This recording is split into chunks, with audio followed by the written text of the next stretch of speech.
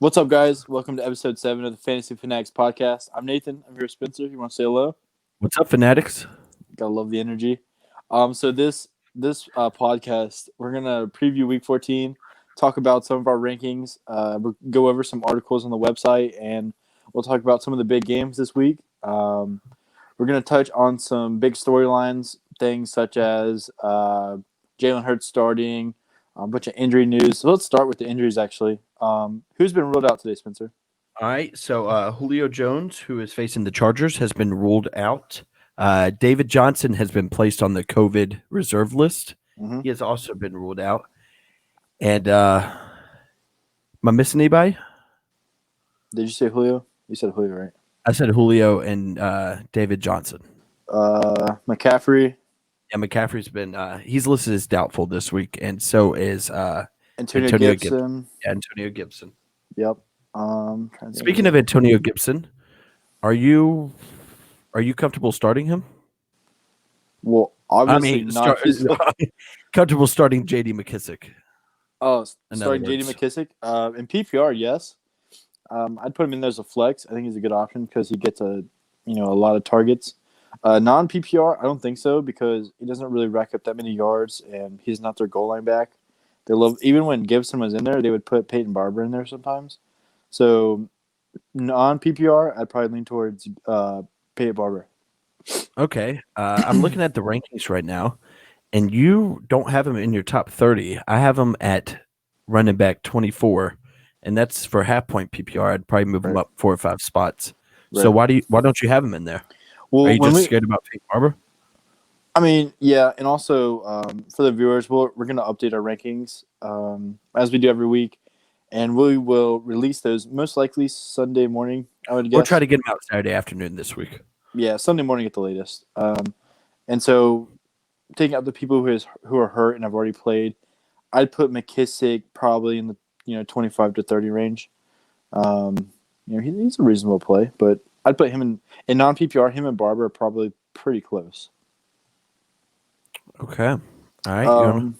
Let's go to Jalen Hurts. Let's go to Jalen Hurts. Okay. Let me get this up real quick. Yeah. That's the running backs. Let me get up the quarterbacks real quick, and we'll go over some quarterback rankings that we have this week.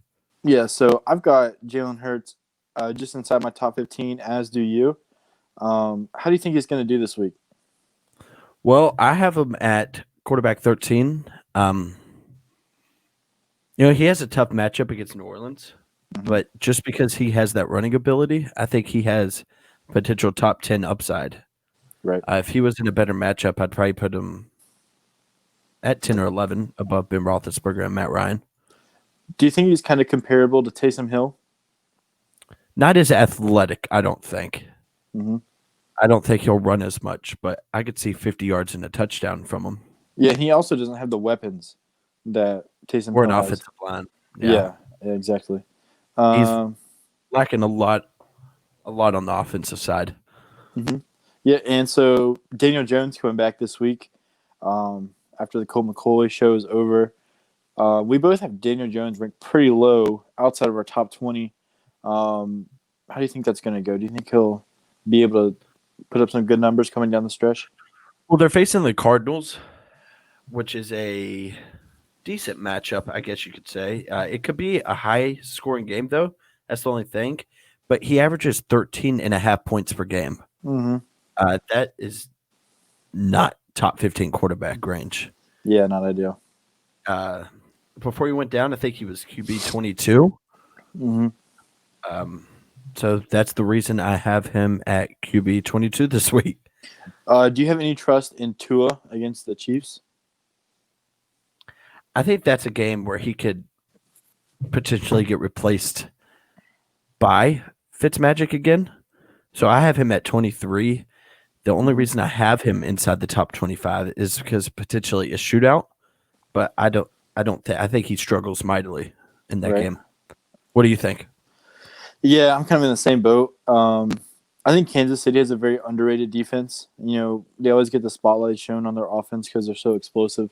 But, they got a bunch of ball hawks back there. I don't know. I've streamed their defense in the past when they got good matchups against people who are a little careless with the ball.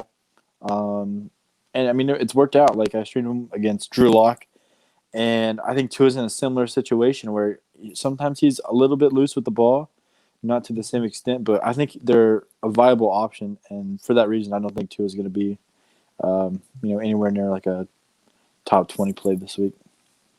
All right, so I'm looking right here, and you have Justin Herbert in your top 5. Right. Despite a bad week. Before the Buffalo game 2 weeks ago, the last game he had under 20 was week 3. So is that why you have him so high? It's because he's been so consistent this year besides those 2 games? Pretty much, yeah. I mean, it's just a little blip.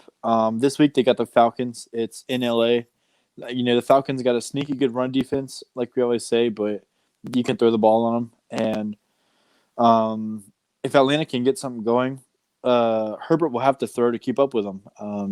I don't think Atlanta's offense is as bad as they played. Yeah, I mean, Herbert adds a little value with his legs. Having Eckler back is always nice. So yeah, I think he's a good, solid play. Definitely top 5 for me. Okay, above guys like Deshaun Watson and Kyler Murray? I would, yeah. Kyler Murray, he's kind of struggled recently. Deshaun Watson, who they play? They've got Chicago at Chicago. And tough matchup. That is a tough matchup. Without Will Fuller, without David Johnson, but he's kind of gotten used to that. Brandon Cooks and Kiki Cutie are also questionable for that game, but I think are expected to play. But, yeah, I mean, Brandon Cooks is one bad hit from ending his career. As many concussions as he's had. Yeah, he's definitely been. Yep. All right. You want to go to some of the running back rankings real quick? Yeah, sure. That sounds good. All right. Let me get to that real quick.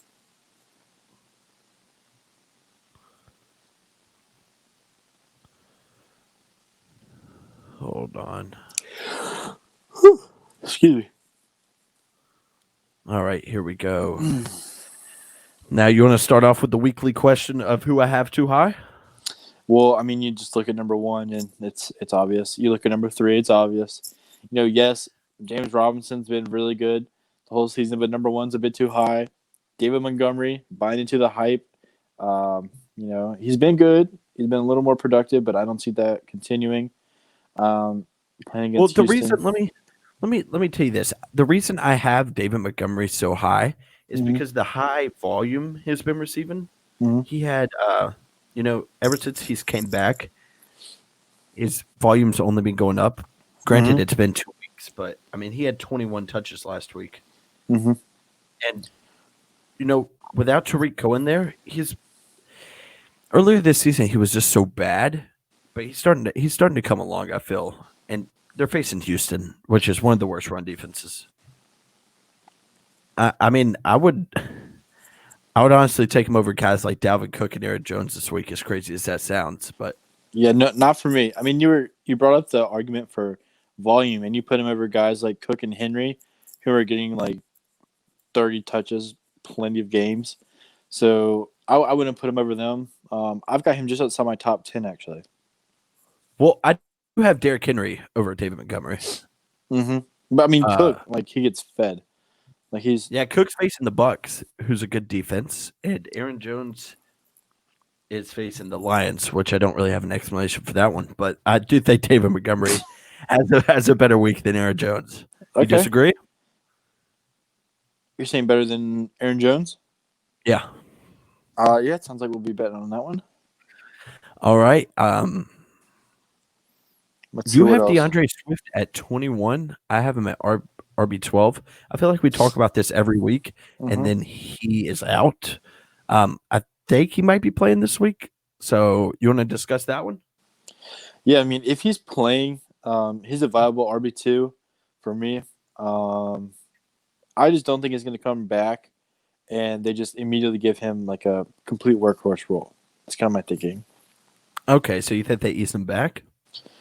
Yeah, and I mean, it's not like Adrian Peterson or Kerryon Johnson were just complete garbage, but I mean, they weren't crazy good. But AP's found the end zone a few times, so I don't see why they just completely remove him. They are facing Green Bay, who is the 30th best running 30th best against running backs. Well, I think that's a little skewed because what Dalvin Cook did to them, he absolutely destroyed them for like 1,000 yards and like 12 touchdowns in one game. So I mean, I think that's a little skewed. I would also like one to outlier. pat myself on the back here, as I have Cam Akers at running back 13, as you have him at running back 22. Yeah, I'm not saying I am the reason Cam Akers did so good, but sure sounds like that's what you're you're well, referring. maybe so. I just I don't know. I got the feeling it was a Cam Akers game. I've never put a Rams running back that high. Mm-hmm. But it's I safe mean, to he say made that our boom list. it's safe to say that Darrell Henderson and Malcolm Brown are totally fantasy irrelevant for the playoffs. Yeah, I gotta agree. And I mean, barring injury. yeah, for sure. I mean, Henderson makes for an interesting handcuff, just in case. But to touch on Cam Akers, I mean, he was on our boom list, and we told plenty of people to start him. So hopefully, it's not just us reaping the rewards of that. Hopefully, you guys had him in your lineup as well. I also put a poll up today. It was our highest voted poll ever. It was Really? if Cam Akers the Rams RB1 next year, where are you drafting him? And 33% of the people said first through second round. 54% of the people said third through fourth round. Mm-hmm. Third through fourth round. And 9% of the people said fifth through sixth. So it's looking like he'll go in that 2 to 3 to 4 range. Yeah, I would vote 3 to 4. Yeah.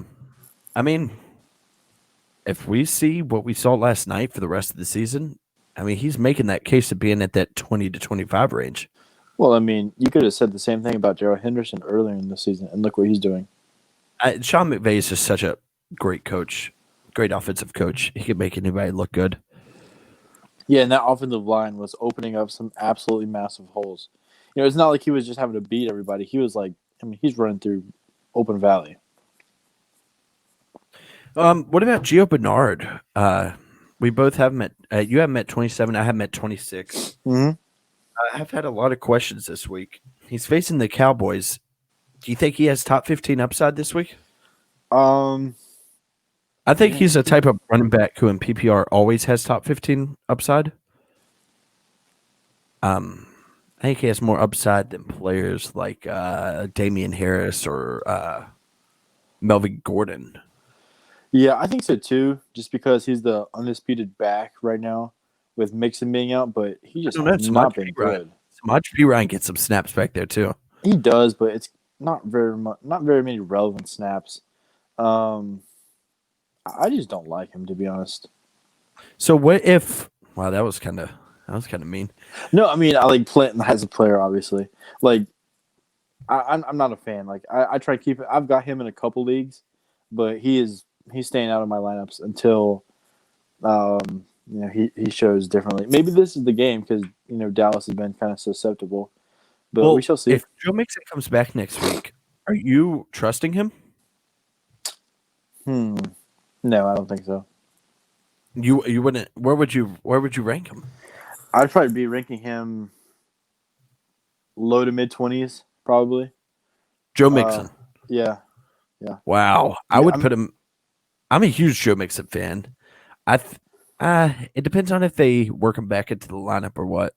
But if he gets a full workload, I think he's definitely a top 15, top 13 running back. See, I just don't think he is, especially with them not having Burrow. Yeah, I can see what you mean by that. No, he had one big game this year, and that was it. Everything else was disappointing. So I don't trust him. I'm not a fan. All right. Let's go through some of our wide receiver rankings. Mm-hmm. We'll go through all the positional rankings real quick. And yes, Sunday we will be live streaming a Q&A. 10:30. Should we do it for an hour this time? Because I mean, we got more views and questions than I thought we were going to. It was pretty cool. Yeah, 10:30 sound good Sunday? Yeah, 10:30 to 11:30. You want to do that? Maybe if we get enough people, we'll keep going to like 12 or something. Okay. All right, let's go to some of our wide receiver rankings. Devontae Adams is obviously the best play this week against the Lions. I'm thinking he might go for 200 yards and 2 touchdowns. Yeah, could see it. Yeah, I can easily see it. As a Bills fan, what's up with Stephon Diggs at 8? I mean, that's not bad. Just look at the people ahead of him. I mean, let's be real. He hasn't been the same Stephon Diggs as earlier in the season.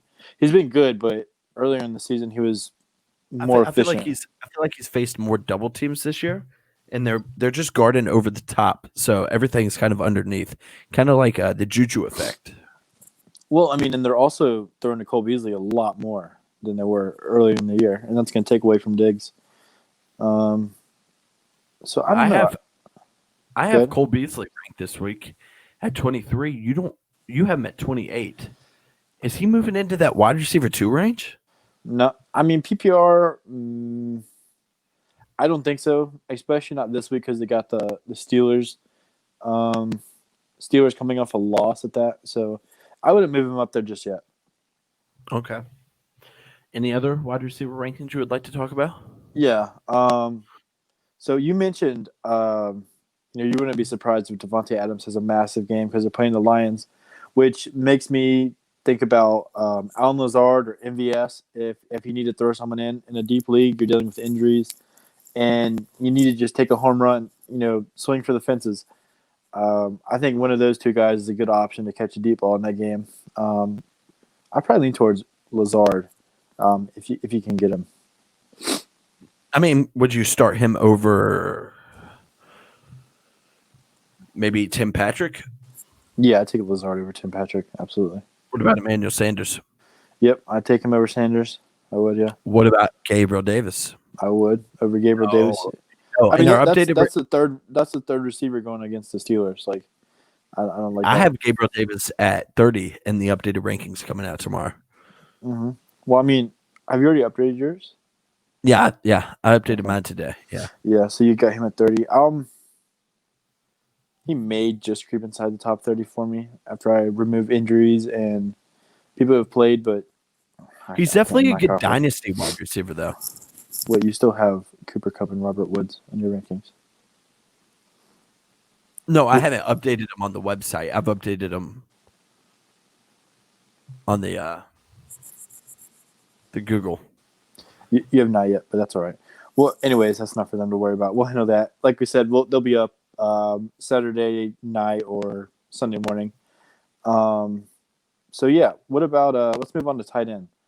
Someone who's been really good recently and is showing a couple flashes from a couple years ago is Eric Ebron. He's really come along for the Steelers, taking that position for himself, basically. A couple years ago when he was on the Colts, he had that one season where he had over 10 touchdowns, I think. Yeah, he's really become a huge target for Ben Roethlisberger. Mm-hmm. I mean, he is all reliable anytime Ben Roethlisberger needs to get the ball away quick, it feels like. Mm-hmm. I think it's kind of at the cost of Claypool, though. Yeah, I mean, he is that big touchdown target. I mean, It's basically who do you want to double team in the red zone? Mm-hmm. And he's not throwing to Juju. That's just not happening. Yeah. I mean, I have Juju in a ton of leagues, and he is just stinking it up this year. Mm-hmm. I have Dalton Schultz inside my top 12, and I have him in the boom. I think it's a huge week versus the Bengals. You have him at 16. Mm-hmm. I mean, I think he has the potential to go for 100 yards and 2 touchdowns. See, I don't see that. I think there's too many mouths to feed there, especially with Michael Gallup playing a little better recently. I mean, Cincinnati's defense is 30th best against tight ends. Mm-hmm. So, I mean, I think it's a huge week coming for Dalton Schultz. Okay, I mean, I can respect the call because they got a good matchup, but I think there's just too many mouths to feed. And I don't see them being in a situation where they have to throw. I think this could be a big Zeke game, which I'm hoping not because I'm going against them in the playoffs in our league. So let's talk about another interesting ranking. You have Zach Ertz at 20. You don't think that they're going to work him in a little more to not until I see it Jalen Hurts? Not until I see it. Okay, I mean that's understandable. I have not. I mean, he was there last week, wasn't he? And I think he had 1 or 2 catches. I mean, it's their first game back. So He had 2 catches for 31 yards. I mean, if he gets worked in and he's the Zach Ertz we see, he's a top 5 tight end easily. okay, he's a Zach Ertz of old. Now, what does I that do just feel though? like Carson Wentz loved Zach Ertz. That's what I feel like. He did, yeah. And I think at this point right now, with the injuries he's dealing with, maybe Dallas Goedert's the better tight end there. Yeah, I could see that. I mean, Goddard's a bigger tight end. But if we're being honest, Goddard and Ertz, that's like their 2 best receivers. Alshon is washed. Rager, he's looked okay, but nothing like super consistent. It's just Fulgham's been completely phased out, which surprised me. They replaced him with Alshon Jeffrey, who I wasn't a big fan of that move, but I mean, what can you do? I guess they're trying to tank or something. Is Travis Fulgham droppable to you? Yes, absolutely. He's hardly even getting snaps now. It doesn't really make sense to me. I would drop him. Yeah. Okay. All right. Let's get to the website. Go to the website. Yeah, let's go over some more of the boom bust we had on there. We hit on Cam Akers earlier. We hit on Dalton Schultz. We talked a little bit about Jalen Hurts. You got James Conner on your boom list. He's got an unusually low projection from ESPN this week. Do you think you're taking the over on that one? Oh, yes. He is facing Buffalo's defense, who is, I think, the worst run defense. I saw a surprising stat earlier this week. The Steelers haven't had a top 25 running game in 4 years, or since Le'Veon Bell was their running back, I think. Mm-hmm. James Conner has been I don't know the right word for it, but yeah, he has a really good matchup this week. Mm-hmm. Yeah, he's definitely going for 15 plus. I also have Tyler Boyd against the Cowboys, which is a really good matchup. I have Marvin Jones, assuming Jair Alexander doesn't go and guard him. He lines up in the slot, right? Who's this? Marvin Jones. A lot of times he lines up outside. No. Oh, he does line up outside. Yeah, he's outside. Yeah, I have them trying to keep up with Green Bay, though. Yeah. I'm scoring a touchdown or 2. And then let's go to the bust. You got in there. See, right. for bust, you got Kareem Hunt and Raheem Mostert running back. Completely agree with both calls. Kareem Hunt, he's been getting kind of phased out. Doesn't make sense to me because I think he's super talented. I think talent-wise, I don't know if there's a hot take or not. I think he's a top 10 back in the league. He's just on a team with another one. Mostert, I could see why. Maybe have a tough matchup going against Washington, but I could just see them getting ahead. So maybe they feed him a little more. But Washington's been good. Brandon Cooks dealing with the concussion and stuff. I mean, it just takes one big hit. He's fragile. Chase Claypool, he's been getting phased out, like we were saying. I mean, maybe that was just a very small sample size for that issue, but he's kind of hard to trust at the moment. And then Gronk, you have him on your bust list going against Minnesota. Why is that? All right. Yes, he has been good this season, but in tough matchups like the Rams in New Orleans, he's had 0.2 and 2.5. I don't know if you really consider Minnesota a tough matchup, but I do. I don't know if he'll be guarded. I don't know if Eric Kendricks is playing this week. I think he is. Or if he'll be guarded by Harrison Smith. I'm not sure, but if he's guarded by either one of them, I think this is potentially a below 40 yards week for him. Yeah, I mean, I think it's a similar situation to Dalton Schultz. The reason why I was saying I'm not as big of a believer in Schultz this week, too many mouths to feed. I think they're going to keep trying to get AB involved. Mike Evans looks like he's good to play. Chris Godwin's playing. So, I mean, it's just a matter of – I think he's their fourth option. I mean, they even were throwing to Cameron Brate a lot recently. So, I guess we shall see. I'm never confident starting a tight end in an offense where he's the fourth or fifth option. So, that's my reasoning. Is there any other boom or bust? Eric Kendrick is not playing this week. So maybe Right. Gronk does have a good week. I don't know. There's just so many mouths to feed. Yeah, that's kind of my thinking. You want to go over some of the hot takes this week and we'll wrap it up? Yeah, sounds good.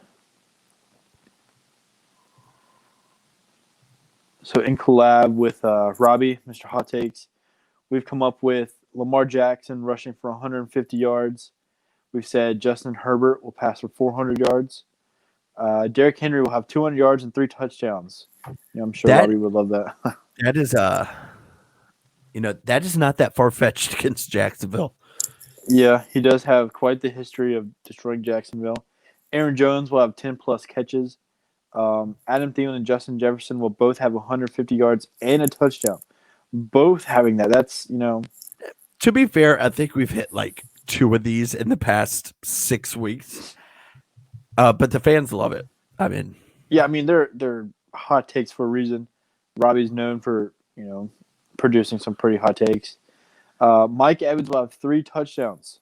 So it's interesting. Yeah, that's pretty hot. And then Dalton Schultz. Looks like this was coming from the boom list as well. Will be a top 3 tight end this week. Okay, I think most all of these are within reason, like in the realm of possibilities. I think Thielen and Jefferson both having 150 plus and a touchdown might be a little much, but it wouldn't surprise me if the other ones happen. Like it wouldn't be like just completely shocking. All right, well. Yeah, so be sure to check us out on Sunday. We'll be live streaming on YouTube from 10:30 to 11:30. And hopefully we can get on a podcast tomorrow too, Saturday. Check us out on Spotify. Check us out on YouTube. Mm-hmm. And follow us on Twitter, the FF Fanatics 3. We just hit 600 followers, so massive thank you to everybody. I think that's about it. Let's see. Let us know now that it's playoff time what you want to see on the website. If there's any sort of content we are not producing that you would like to see, comment, tweet at us, anything like that. We'd love to accommodate whatever you're wanting.